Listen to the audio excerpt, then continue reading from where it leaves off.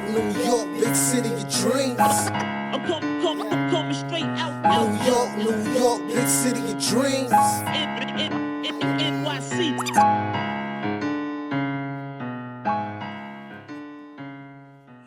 What's going on? This is Ellis from Nick of Time Show. Here giving you that Knicks talk just in the nick of time. You know what time it is. It's time to get back to that Knicks talk. And today I have with me none other than the man, the myth, the legend, the guy with the stats and the facts. Ryan G is in the building. Let's go.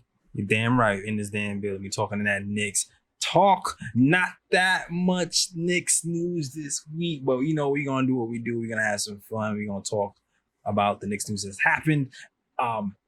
One main thing that happened was a Tom Thibodeau interview. But before we even get into that, I want to touch on something that rattled Knicks Twitter in regards to our very own Scott Perry.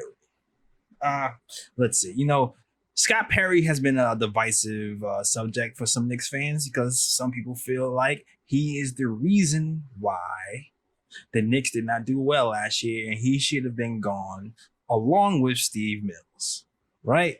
Mm-hmm. And the news that came out recently does not help his case.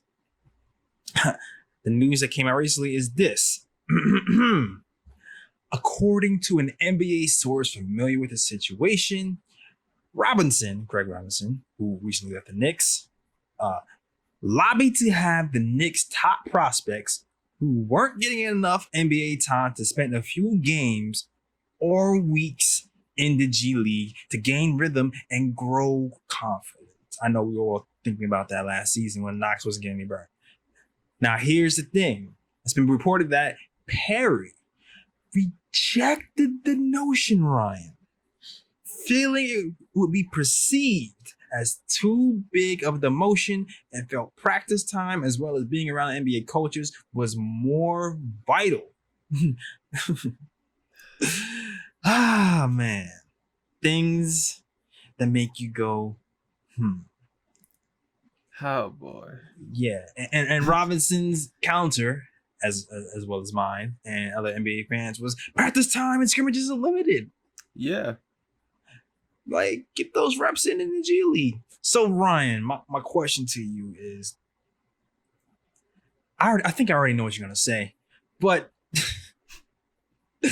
do you feel like players like Kevin Knox, players like Ntilikina should have received more time in the G League than getting time with the Knicks squad, but not necessarily time on the court?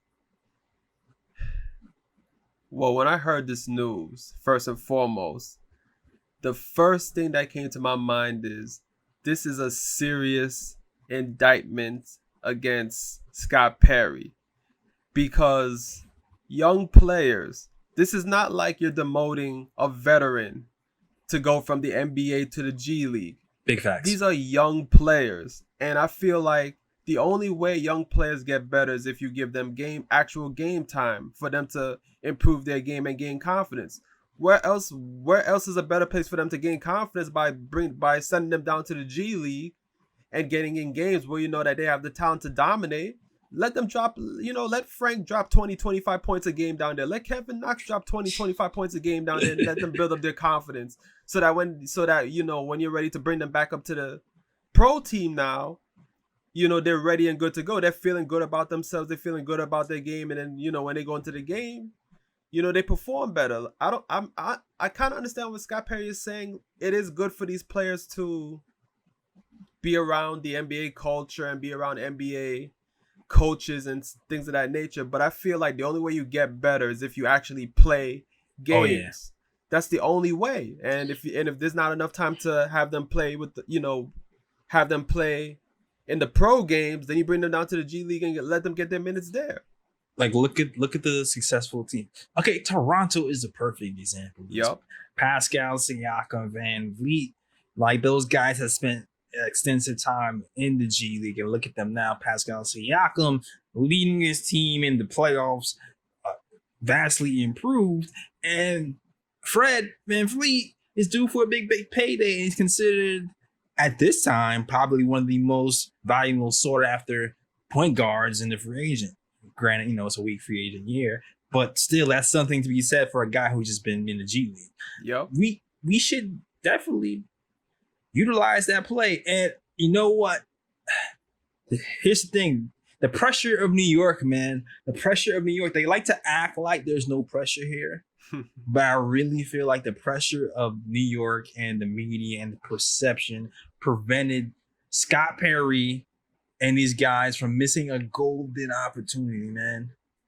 Golden opportunity. Knox specifically should have been in the G League the entire time. Yep. The entire time. And to me, there's just no excuse. There's just no excuse for that. It was a wasted opportunity. Really, and now this is bringing into question Scott Perry's future with the team, because here you have a new coach coming in, and Tom Thibodeau is saying how they're going to utilize the G League for the young players that don't have, they're not getting the minutes that they need to improve in the NBA. Right. And it's like, this is something that Scott Perry was against. I'm thinking this is not boding well for his future, and that he's going to eventually get replaced for another GM that is on the same page as Thibodeau, Rose, etc. Yeah, well, here's the thing, like I'm kind of leading the Scott Perry cheerleader wagon only because Steve Mills, in my mind, is so much of a dead weight. Like, someone asked me a question on another pod. It's like, when you think Steve Mills, what's the first thing you think of? And I said handicap. And for those who understand, when I say handicap, when I'm playing video games, when I'm going up playing in video games, say like Street Fighter or so, there's a little bar you adjust, right? And it's the handicap bar, and pretty much when you adjust the handicap bar, you're starting off with a little bit lower life than everybody else. You know what I mean? And that's what I mean. That's what I mean when I think of Steve Mills. I feel like with Steve Mills on his team, we started off with a handicap. So I felt like personally it was unfair to judge Scott Perry with a guy like Steve Mills who doesn't really know. He knows basketball, but he doesn't, he's been a horrible GM. Look at the record. We've lost every season. Pretty much. That Steve Mills has been here, we've lost. And it's funny. Nah, keep going. And the one season when we had a winning season was the one season Steve Mills wasn't even here. Coincidence? Definitely not. I mean, at this point, I think Steve Mills is synonymous with hot L's. Like, he served those hot L's like Shannon Sharp, just serving those hot L's wherever he goes. It's hot L's. Exactly. and that mixed with, I still like the Mitch Robinson pick. I still like some of the moves he's made. I felt like we were going the right direction with some of the the coaching staff. Mm-hmm. Not Fizdale was a dud. Was a dud. KP trade, definitely a dud. Pretty much. Depending on how you see it is depending on who you blame for that. Like, he wasn't here for the KP debacle with Phil Jackson and that drama. So I don't know how much I completely blame him because he wasn't there when that drama started. Exactly. But I felt like he had to be there to clean it up. Go ahead, Ryan. No, I was just saying that I feel like Scott Perry tried his best to clean up, but I think at that point it was just irreparable. It was just, it is what it is at that point. Right. And then the trade, well, we know what happened with the trade. Yeah. All that being said, does not look good. It does not look good in the fans' eyes that Scott Perry refused to, not send people in the G League. Yeah. But like Ryan was saying before, one of the good things about this Tom Thibodeau hire is the fact that Tom Thibodeau believes in the G League, which is going to bring us into our next conversation. The Tom Thibodeau internet interview that aired on MSG Networks online. It's time to talk about that. Now, Ryan, I saw it. I know you saw it. Yes, sir. Anything that stand out in that interview that you felt like, some things that make you go moment, some things that stood out? It's like, yes, I like that. Or, I don't like that. What did you think about that? The one thing that did stand out to me is because I think one of the knocks against Thibodeau throughout his career is the fact that, which I think is an unfair knock, is the fact that he doesn't really care about youth development. But I feel like in the interview, he addressed that pretty well, saying that, about the G League, if young players aren't getting enough time in the NBA, he's going to send them to the G League and have them, play their minutes there and help them to build their confidence and this and that. And I feel like Thibodeau is adjusting to what he has with the Knicks because he looks at the roster and he sees that the Knicks have a bunch of young players. It's not a veteran roster. And I feel like Thibodeau is kind of like, I guess, adjusting to the roster. And he's like, okay, you know what? I have to concentrate on player development because at this point, that's what the Knicks are.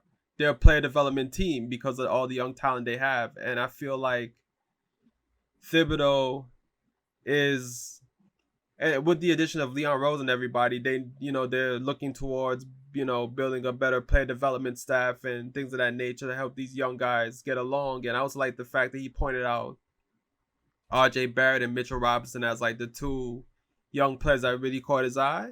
Because if you look at it, like those are our two best young players. RJ Barrett and Mitchell Robinson. I also like the fact that he threw in Frank Ntilikina and Kevin Knox, saying that these guys have talent, which they do. It's just a matter of, Kevin Knox needs a whole bunch of confidence. Like Kevin Knox is he's pretty much on the outskirts right now. But with Frank too, it's like you just have to bring out the offensive game in Frank and the confidence in Frank to really attack on offense because the defense is already there. So absolutely. Yeah, I think that's the one main thing I liked about the press conference with Thibodeau, that he addressed player development, and for the most part, I liked what he said about it.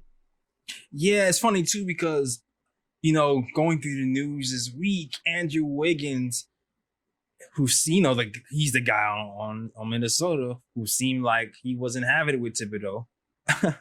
He was the guy who seemed the most vocal about it. All of a sudden, he comes out and goes that he had a great respect for him, and he said he enjoyed playing with him. That's what he stole Steve Kerr. So it's like, which is it? What's happening right now? I don't know. But also, go ahead. No, keep going. But also, like Ryan is saying, is I liked that he addressed the youth movement and the youth development, and that seemed to be a theme with the information that's been coming in general. Not even just with the press conference, but some articles we're reading this week. Because when I was looking through the news this week, and Ian Begley on SNY reported that the Knicks are going to be hiring a significant number of player development coaches for Tom Thibodeau's staff. And you're like, oh, okay, cool. Well, if you're a Knicks fan like me and Ryan, and you've been following along, when they were putting this staff together, it seems like, to us anyway, that they were already putting together a development staff. That was one of the things we were excited about it. Comes to find out, after reading this article, Ian notices, he notes, he says, it's interesting to note that some coaches from other teams last year felt that David Fizdale, the most recent Knicks head coach, had one of the smaller staffs, assistant coaches and player development coaches in the NBA. Interesting. Like what? So you're telling me after all of that talk with David Fizdale, development, we have the smallest staff in the NBA? That's crazy to me. Is that a matter of Fizdale just not wanting to work with a huge staff, or is that just Knicks management just not being up to, the standards of player development, and they're just like, you know what, this is all you need. You don't need no more than this. I think it's becoming more and more evident we chose the wrong coach. It's like the more you learn, the more you realize this was the wrong guy. And it goes on to say that the Brooklyn Nets were one of the first teams in the league to significantly expand their player development.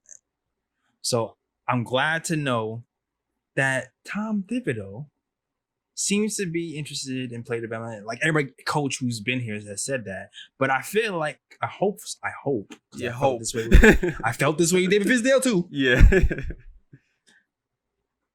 I feel like maybe this time is more real. And I feel that way because of another thing I've noticed in his press conference. And it's a section when Tom Thibodeau talks about what he's been doing in the offseason. Right? And we talked about this a little bit last episode. If you haven't checked out the Tom Thibodeau hire episode. Tom Thibodeau took a year off. He wasn't really coaching. But if you know Tom Thibodeau, basketball is life. He's not married, but he's married to the game, right? Yes. So, Ryan, if you're married to the game, is a vacation really a vacation? Not really. Nah. Exactly. So what did Tom Thibodeau do in that year off? He visits Doc Rivers. He speaks to them, finds out their philosophy. He goes to Boston, finds out their philosophies. Goes to Miami, which is what I really like that. I feel like there's some synergy there. Yeah. His thinking, being tough nosed. Finds out their philosophy, goes to Golden State. He goes to Orlando. He goes to different areas. He studies to see where he feels like, his philosophies match up. And he also studies to see where he feels like he can improve. And he's going to add it to his knowledge. He said that in the conference. So that to me definitely stood out. Because for me personally, Jay Ellis likes to learn something new every year. Yeah. That's a staple of mine, point blank period. Every year learn something new. And what happens when you learn something new every year is you never get stale. You're always improving. And to me, that's a sign of a winner. And I'm hoping that he brings that to the Knicks and brings more philosophies to the Knicks, and we actually end up winning and improving. Yes, sir. It gives you hope that the Thibodeau that you're going to see in New York is going to be different from the Thibodeau you saw in Minnesota and you saw in Chicago, because it does seem like he's more open to learning new things. And I feel like if you're going to be a good coach in the league, you have to be open to different people's philosophies and different people's standpoints and things like that, because the game is forever changing. The game is forever evolving, and you have to be a chameleon of some sort. You have to be able to change with the game. And if Thibodeau can pull that off, it's going to be a great hire for the Knicks down the road. Right, exactly. And speaking of evolving, something else that stood out to me. I'm not sure if this is where you're going, Ryan, but a big statement he made that stood out to me was he recognizes what's changing in the league.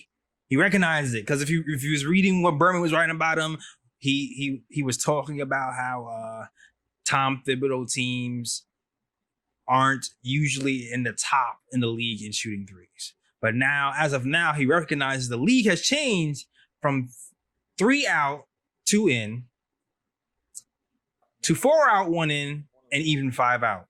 Yep. Please, Lord, recognize this. Please.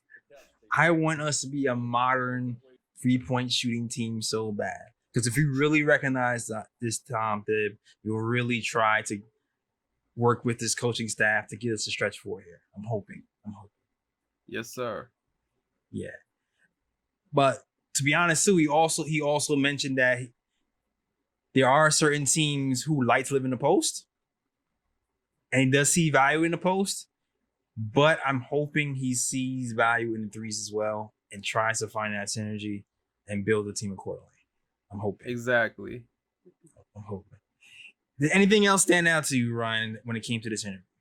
Matter of fact, you pretty much said the other thing that stood out, the fact that he like traveled to like Orlando and LA to be with Doc Rivers, etc., and learning, different philosophies from them, and like if they had any philosophies that, stuck with him and things like that. So you pretty much touched on like the other positive aspect of the press conference that I thought that was like really positive in regards to Thibodeau. All right.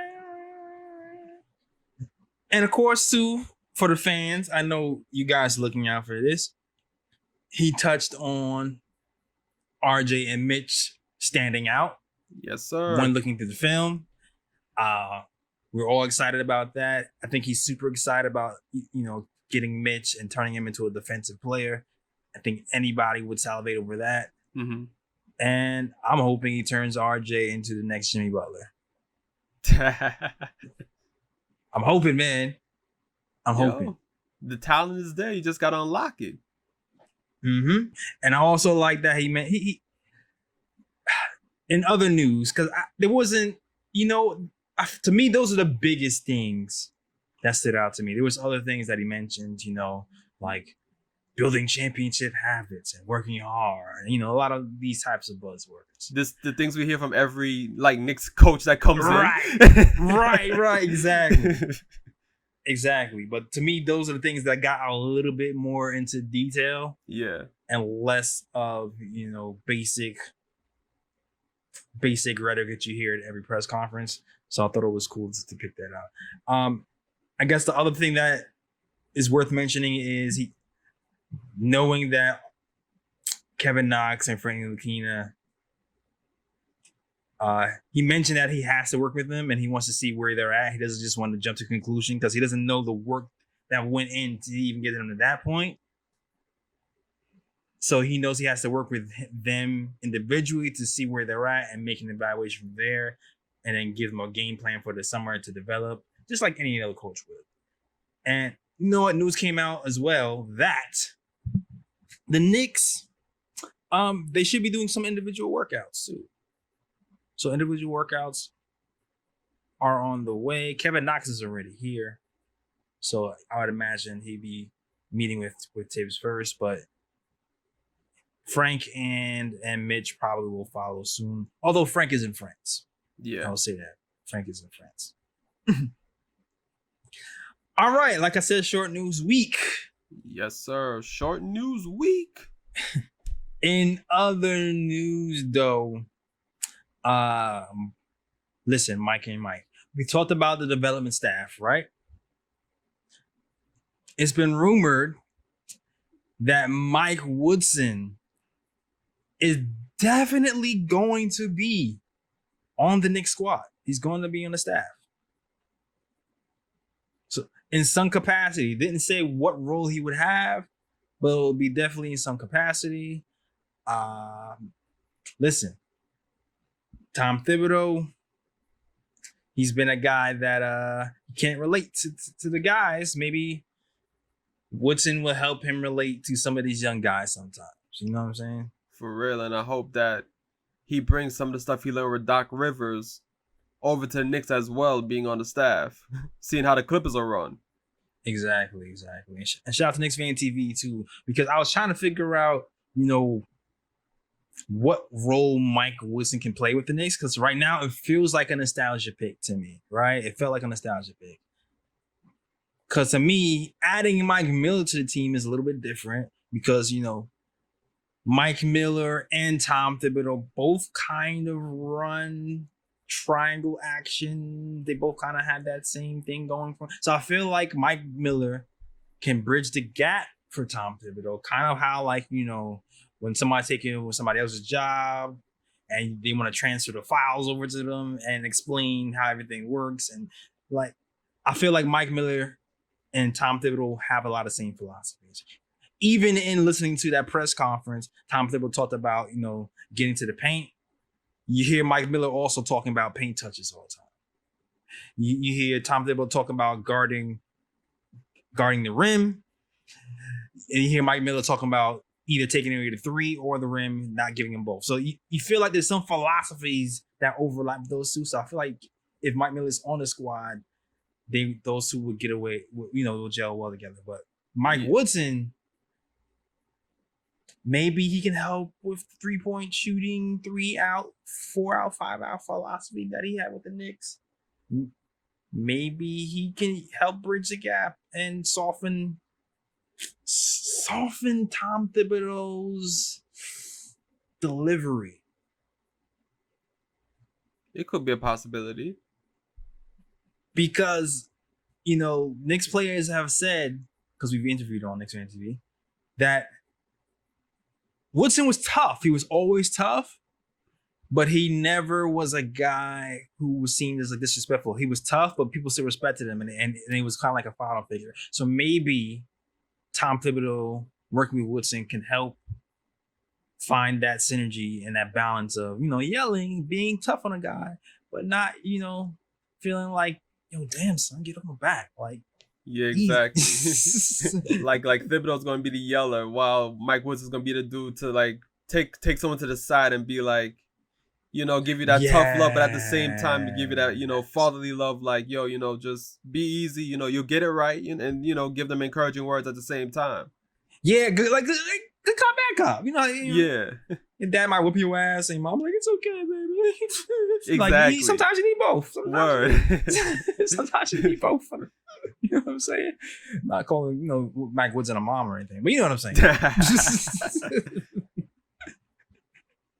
You get the gist of it. Word. But yeah, it's been rumored that they're gonna expand that staff. Look for Allen Houston to take on more of a on-court development role, which is interesting. I like that. I like that from a PR standpoint. Yeah. And teach our players how to shoot, please. Come on. I mean, one of the best shooters in Knicks history. Exactly. When not injured, shot 50% from the field. Like, come on.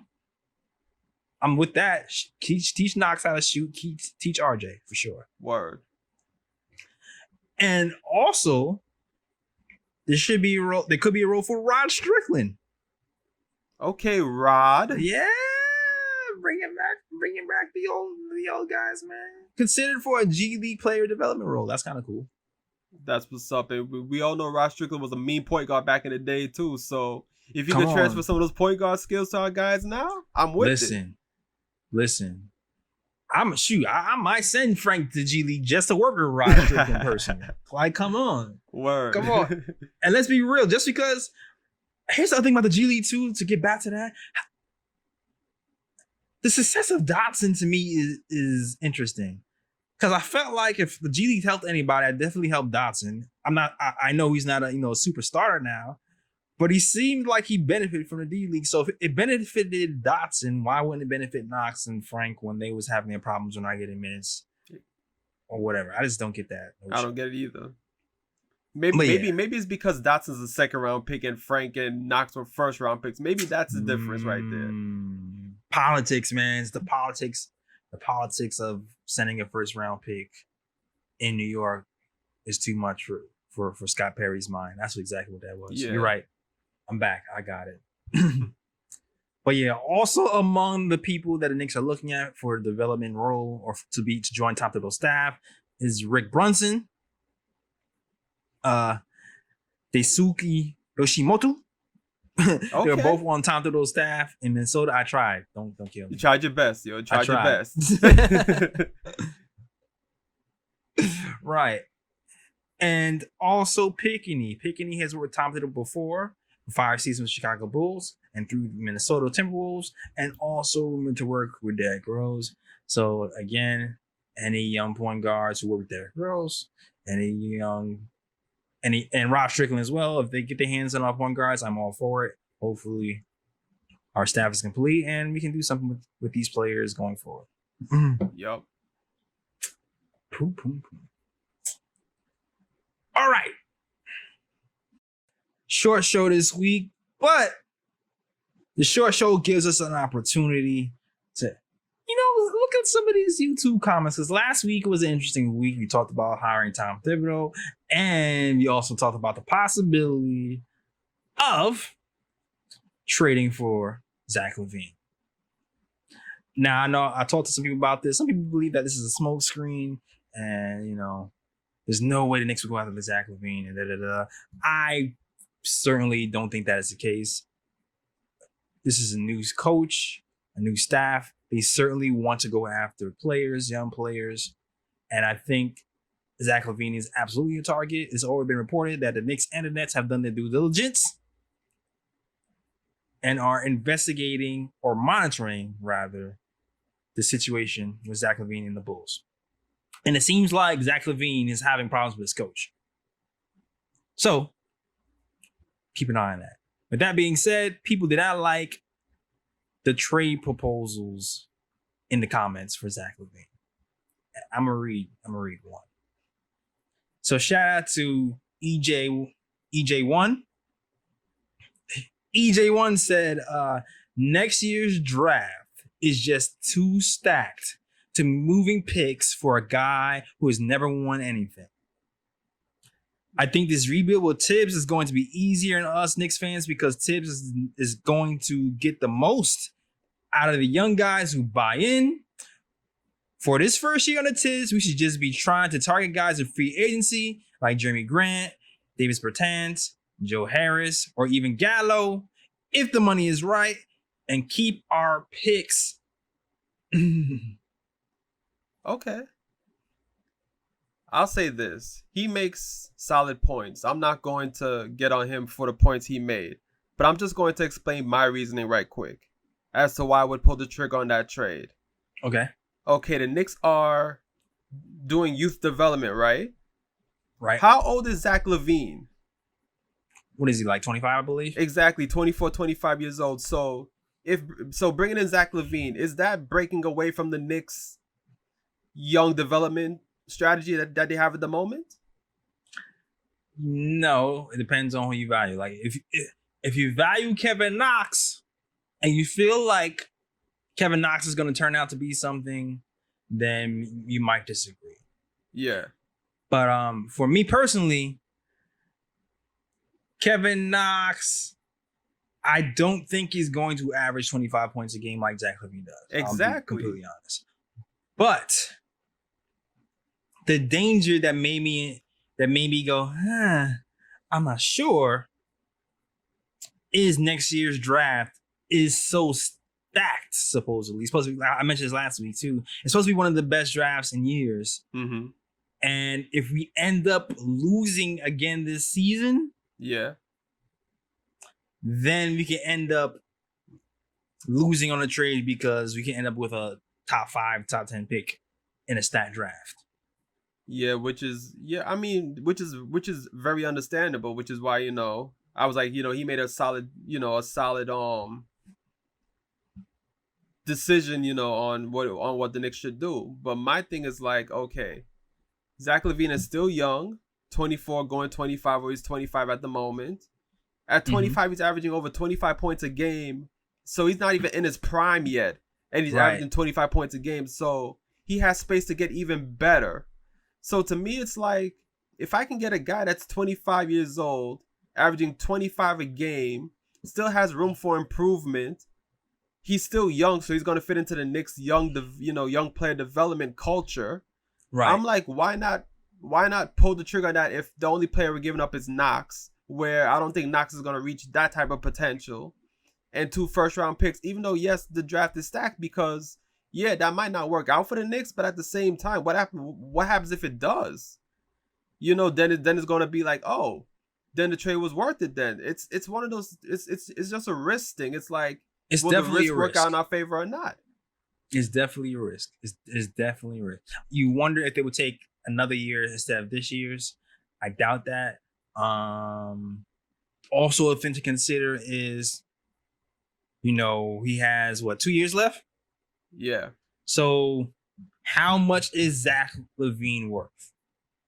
Is the other question. Because if you trade for Zach Lavine, the thing would be, are you doing a sign and trade? Is Zach Lavine worth a max? I guess that's the other question. In today's NBA, he probably is because they give max contracts to anybody now. But if you want to be realistic about it, I wouldn't give him a max, but I would give him a significant amount of money though, because I feel like if you're 25 years old, averaging over 25 a game, you deserve a good amount of money. It's not like Right. you deserve to be underpaid or anything like that. And I think that's the uneasiness of it. The uneasiness of it is he's 25 years old. He's scoring 25 a game, but he's not winning. So in your mind, you're going, am I giving a max to a guy who's not going to move the needle forward? That is true. But then you also have to look at his roster in Chicago. Is that a winning roster? And that's another thing to consider, because it's not as easy as you think. Once you start to talk about it and break it down, it's not as easy as you think. Like what makes a person a winning player, right? Yeah. I don't know if I'll give him a max either, and that's a sticking point too. I don't know if I would give him a max. I know some people would say Brandon Ingram is worth a max, and that's something. Hell yeah! Exactly, and that's hell something. Yeah. That's not that to me. That's a no-brainer. Yeah. Mm-hmm. Is Zach Lavine a max? Even Zach Lavine a max is not a no-brainer, which makes it scary. Yeah. Which makes it scary is what I'm saying. But you know what? This brings me to another player that another fan commented on. Shout out to you, Kanal Bond, lawyer. He says Booker, Devin Booker, of course, is the player the Knicks should be trying to get. You have him, and free agency will sell itself. The object is to get him without giving up this year's pick or Mitch, Barrett, and Frank. I'm sorry, my dude, but that's a pipe dream. I'm sorry, that's a pipe dream right there. It's a pipe dream. I'm sorry, it's definitely a pipe dream.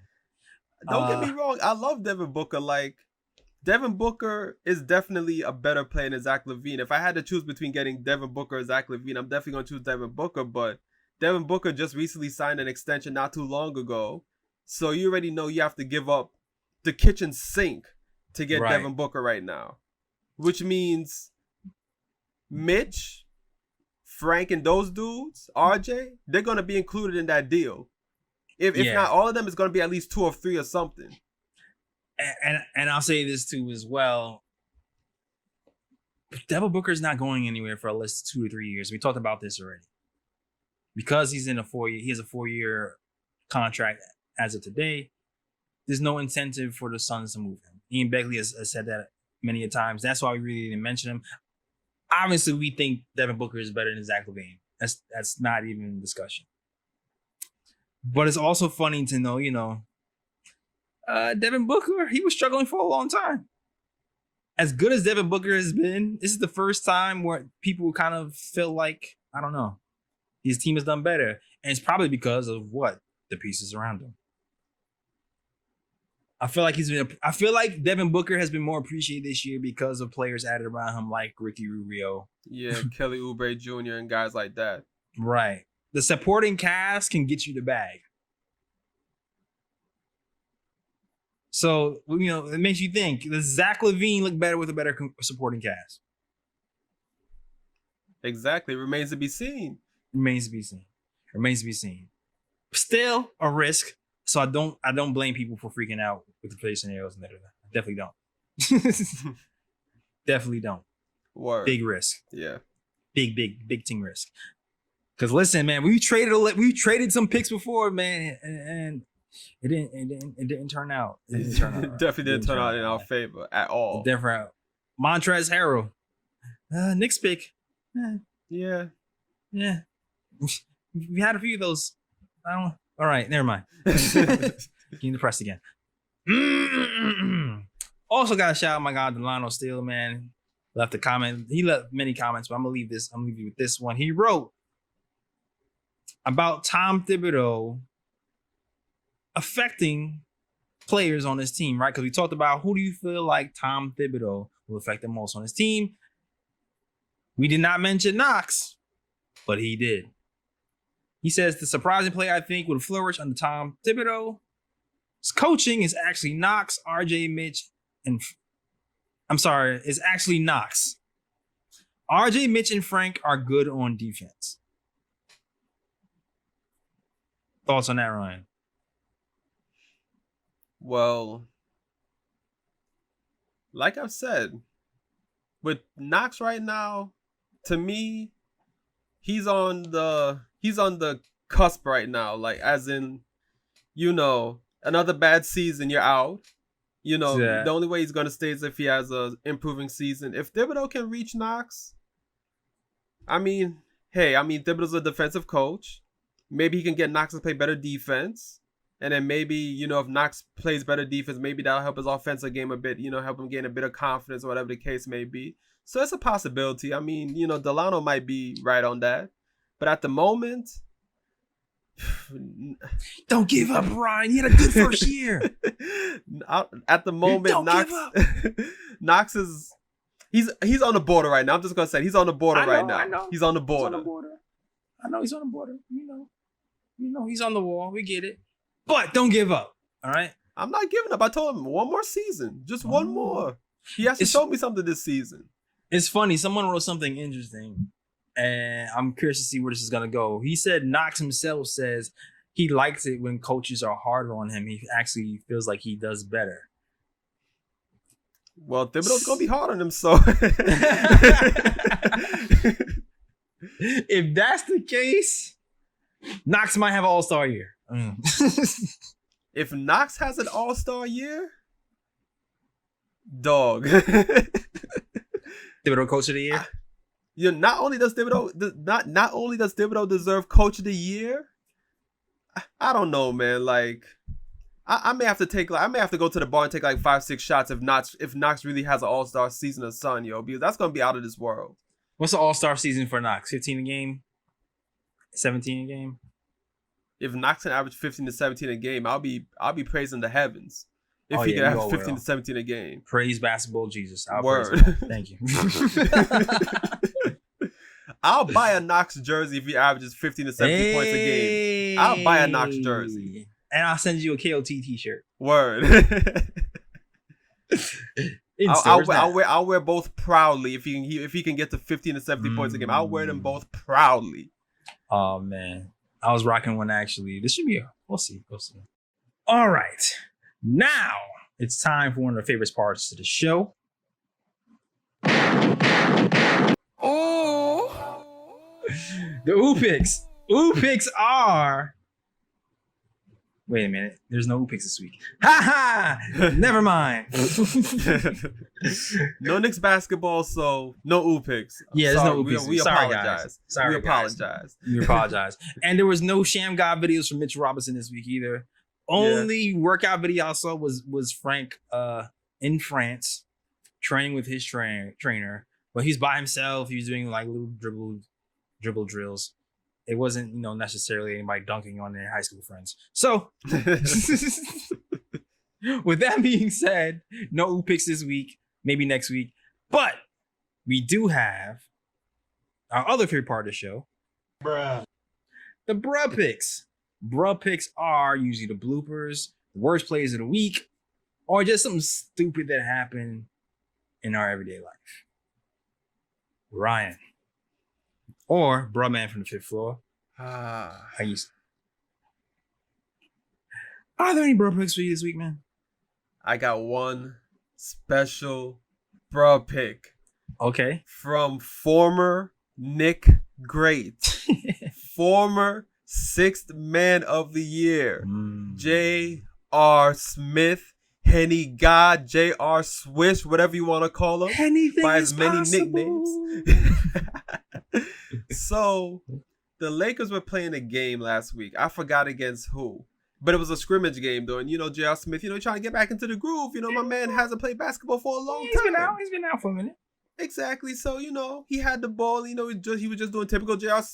Smith things, between the legs. Mm-hmm. Ha, ha, trying to shake up his defender. His defender wasn't going anywhere, though. His defender, he kept close. Stay pat. Then J.R. Smith put up that patented J.R. Smith type of shot from the baseline, and it hits the side of the backboard. Bruh. Yeah, I peeped it. Like he tried to fade away and didn't quite fade the way he wanted to. Yeah, Exactly. I mean, he's getting rust off. He's getting rust off. Yeah, he's kind of rusty. It's understandable. But at the same time, when he was in his prime, he was still kind of doing certain things like that. But whatever. Yeah.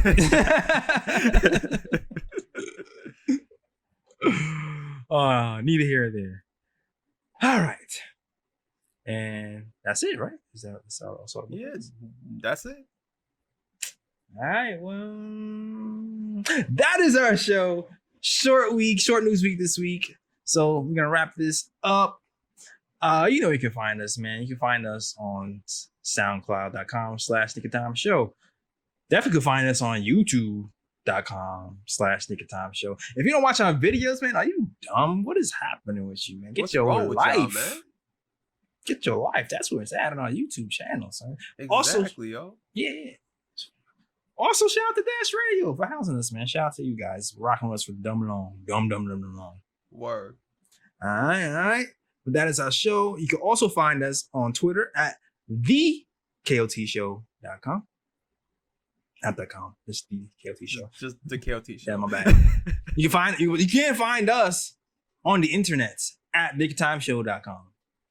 Definitely read the new article by a guy, Dave Sheets, who writes a pretty good article on Tom Thibodeau. And his interactions with his NBA players like Kobe Bryant and his contributions with the Celtics. Really good article. Shout out to you, to Dave, who's growing with us as a writer. Shout out to you. And yeah, also find me. Ellis Draws Things on Instagram if you want to follow me to see some artwork. Sometimes you'll see some Knicks merch before it drops, just like this RJ shirt behind. At J Ellis Draws Things.